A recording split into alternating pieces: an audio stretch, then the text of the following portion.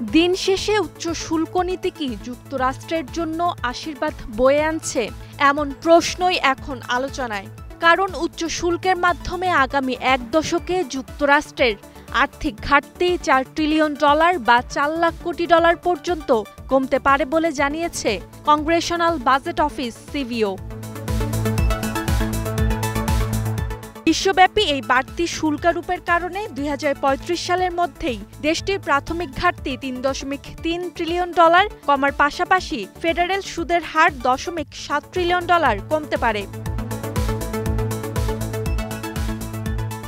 সিভিও জানিয়েছে, রিপাবলিকানদের এই বছর পাশ হওয়া কর ছাড় ও বিগ বিউটিফুল বিলের কারণে আগামী দশকে ঘাটতি $3.4 ট্রিলিয়ন বৃদ্ধির আশঙ্কা ছিল।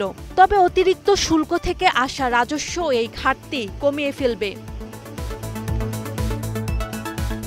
তবে বিভিন্ন দেশের সাথে বাণিজ্য চুক্তি, শুল্ক ছাড় ও আন্তর্জাতিক আইনগত চ্যালেঞ্জের কারণে এই উচ্চ শুল্ক নীতি বাস্তবায়ন এবং তা বেশি দিন স্থায়ী হওয়ার বিষয়েও সন্দেহ তৈরি হয়েছে।